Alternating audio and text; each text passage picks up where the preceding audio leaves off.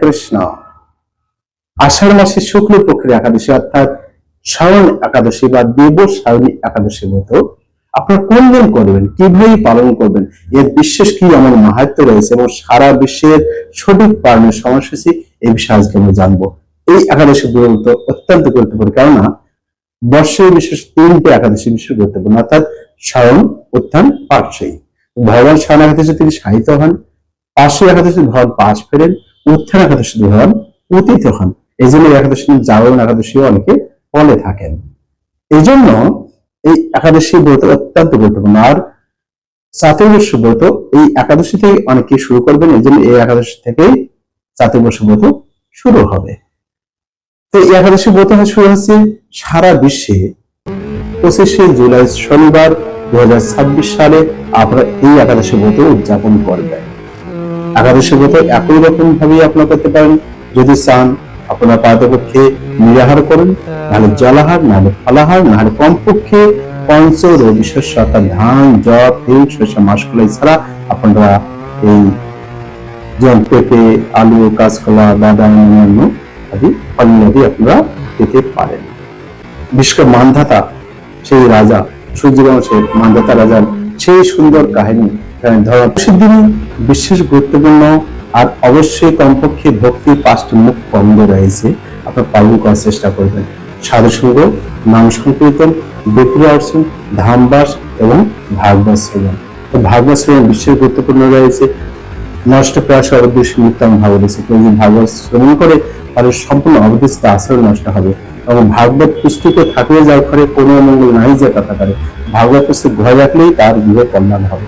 এবং এমন বলা হচ্ছে উত্থায়ী প্রণামীতে যায় এই ভাগবত নরক ধন পুত্র তাতাদান ভক্তির প্রণাম মোহন। অর্থাৎ কেউ যদি সকালে উঠে দাঁড়িয়ে শুধু ভাগবত প্রণাম জ্ঞাপন করে তাহলে কি হবে, সে ধন, পুত্র, স্ত্রী এবং শুধু তাই না, তার ভক্তি, ভগবান বিশেষ ভক্তি প্রদান করবেন। ভাগবতে অনেক মাহাত্ম্য রয়েছে। এখানে ভারতের লিঙ্ক দেওয়া থাকলো ডিসক্রিপশন বক্সে, আপনার মায়াপুর থেকে এটি দেওয়া হচ্ছে। অর্থাৎ ভাদ্র পূর্ণিমা উপলক্ষে বিশেষ অফার। এই ভাগবত 8,500 টাকা ছিল, কিন্তু এখন হচ্ছে মাত্র 7,500 টাকা আপনি পেয়ে যাচ্ছেন, অর্থাৎ 1000 টাকা ডিসকাউন্ট এবং ফ্রি হোম ডেলিভারি। এর সাথে বিশেষ গিফট রয়েছে, বিশেষ কিছু গ্রন্থ রয়েছে, তা আপনারা অবশ্যই সংগ্রহ করবেন। যদি আপনার ঘরে থাকে আপনারা অন্যদিকে উৎসাহিত করুন, অন্যদিকে আপনারা প্রদান করুন এবং যাদের আপনার নেই আপনারা সংগ্রহ করুন। অনেকের হয়তো মনে প্রশ্ন আসতে পারে এত বড় অ্যামাউন্ট আমরা কিভাবে আমরা দিতে পারি। আপনারা ক্যাশ অন ডেলিভারি করতে পারেন। যদি চান অসম্মত হন তাহলে আপনারা ইনস্টলমেন্টে আপনারা দিতে পারেন, অর্থাৎ 2 মাসের মধ্যে আপনারা যে কোনো ভাবে দিতে পারেন। আপনারা কন্ট্যাক্ট করবেন আমাদের এই নাম্বারে 74077741। আমরা এখন একাদশী ব্রত কথা শ্রবণ করি। স্বয়ং একাদশীর মাহাত্ম্য। মহারাজ যুধিষ্ঠির বললেন, হে কৃষ্ণ, আষাঢ় মাসের শুক্লপক্ষের একাদশীর নাম কি, এর মহিমাই বা কি, তা আমাকে কৃপা করে বলুন। শ্রীকৃষ্ণ বললেন, ব্রহ্মা এই একাদশী সম্পর্কে দেবর্ষী নারদকে যা বলেছিলেন আমি সেই আশ্চর্যজনক কথা আপনাকে বলছি। শ্রী ব্রহ্মা বললেন, হে নারদ, এ সংসারে একাদশীর মতো পবিত্র আর কোনো ব্রত নেই। সকল পাপ বিনাশের জন্য এই বিষ্ণু ব্রত পালন করা একান্ত আবশ্যক। যে ব্যক্তি এই প্রকার পবিত্র পাপনাশক এবং সকল অভীষ্ট প্রদাতা একাদশী ব্রত না করে তাকে নরকগামী হতে হয়। আষাঢ়ের শুক্লপক্ষের এই একাদশী শয়নী নামে বিখ্যাত। শ্রী ভগবান ঋষিকেশের জন্য এই ব্রত পালন করতে হয়। এই ব্রত সম্বন্ধে এক মঙ্গলময় পৌরাণিক কাহিনী আছে, আমি এখন তা বলছি। বহু বছর পূর্বে সূর্যবংশে মানধাতা নামে একজন রাজর্ষি ছিলেন। তিনি ছিলেন সত্য প্রতিজ্ঞ এবং প্রতাপশালী চক্রবর্তী রাজা। প্রজাদেরকে তিনি নিজের সন্তানের মতো প্রতিপালন করতেন। সেই রাজ্যে কোন রকম দুঃখ, রোগ, ব্যাধি, দুর্ভিক্ষ, আতঙ্ক, খাদ্যাভাব অথবা কোনো অন্যায় আচরণ ছিল না। এইভাবে বহুদিন অতিবাহিত হলো, কিন্তু একসময় হঠাৎ দৈব দুর্বিপাকে ক্রমাগত 3 বছর সে রাজ্যে কোনো বৃষ্টি হয়নি। দুর্ভিক্ষের ফলে সেখানে দেবতাদের উদ্দেশ্যে দান মন্ত্রের সাহা, সধা ইত্যাদি শব্দও বন্ধ হয়ে গেল। এমনকি বেদ পাঠও ক্রমশ বন্ধ হলো। তখন প্রজারা রাজার কাছে এসে বলতে লাগলো, হে মহারাজ, দয়া করে আমাদের কথা শুনুন। শাস্ত্রে জলকে নার বলা হয়, আর সেই জলে ভগবানের অয়ন অর্থাৎ নিবাস, তাই ভগবানের এক নাম নারায়ণ। মেঘরূপে ভগবান বিষ্ণু সর্বত্র বাড়ি বর্ষণ করেন। সেই বৃষ্টি থেকে অন্ন এবং অন্ন খেয়ে প্রজাগণ জীবন ধারণ করে। এখন সেই অন্যের অভাবে প্রজারা ক্ষয়প্রাপ্ত হচ্ছে। অতএব হে মহারাজ, আপনি এমন কোন উপায় অবলম্বন করুন যাতে আপনার রাজ্যে শান্তি এবং কল্যাণ সাধন হয়। রাজা মান্ধাতা বললেন, তোমরা ঠিকই বলেছ।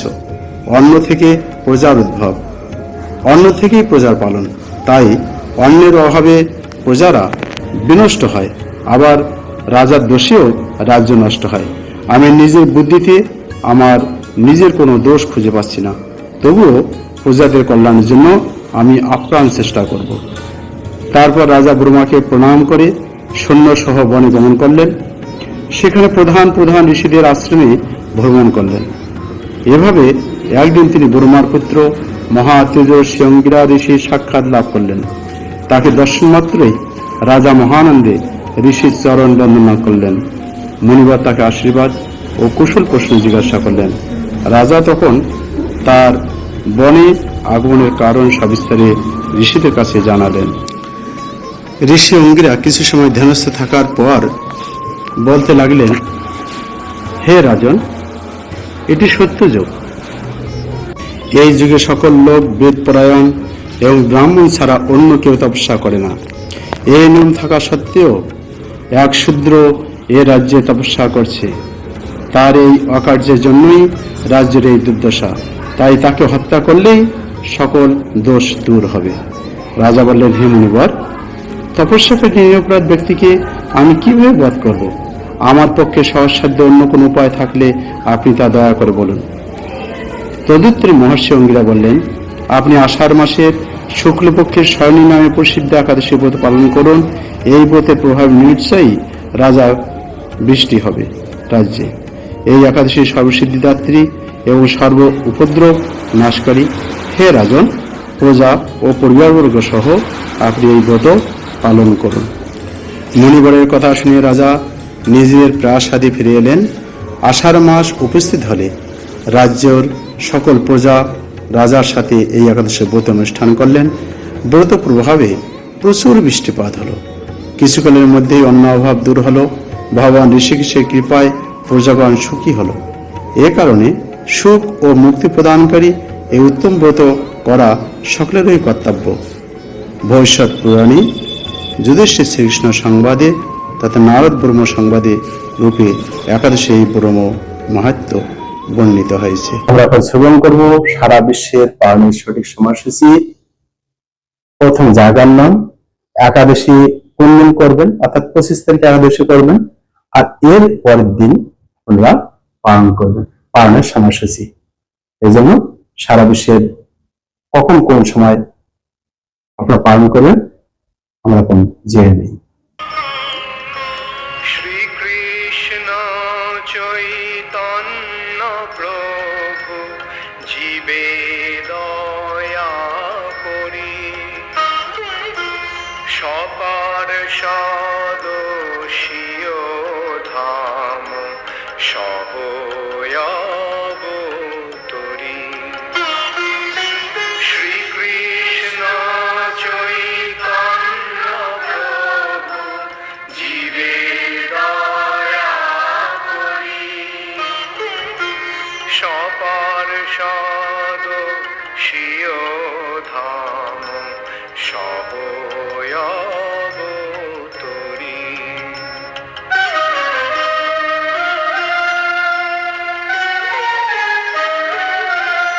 অত্যন্ত দুর্লভ প্রেম করিবারে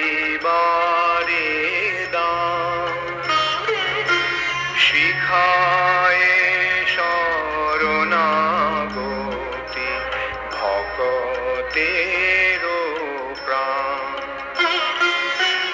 অত্যন্ত দুর্লভ প্রেম করিবারে দান, শিখায়ে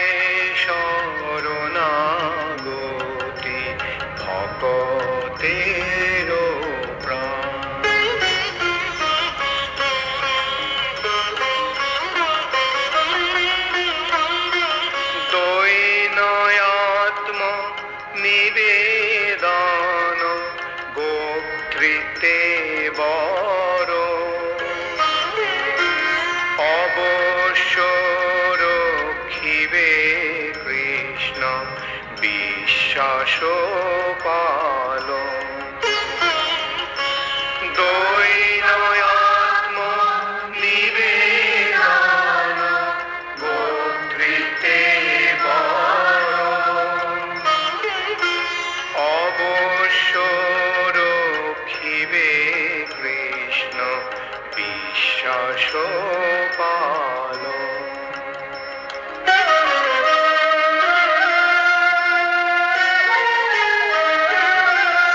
ভক্তি অনুকূল ধন্যবাদ আপনাদের সবাইকে। মাধব তিথি ভক্তির জননী যত্নে পালন করে আপনার যত্নের পুরো পালন করুন। আর যেহেতু অনেকে চাতুর্মাস্য ব্রত পালন করবেন, অনেকে পূর্ণিমা থেকে করবেন, অনেকে একাদশী থেকে করবেন, তো আপনারা চাতুর্মাস্য ব্রত অবশ্যই করবেন। এটি উল্টো রথযাত্রার পরের দিনই কিন্তু এই একাদশী ব্রত হচ্ছে, আর এর পর দিনে আপনার সঠিক সময় পালন করুন। কোনো প্রশ্ন মনে হলে অবশ্যই জানাবেন। ধন্যবাদ। হরে কৃষ্ণ।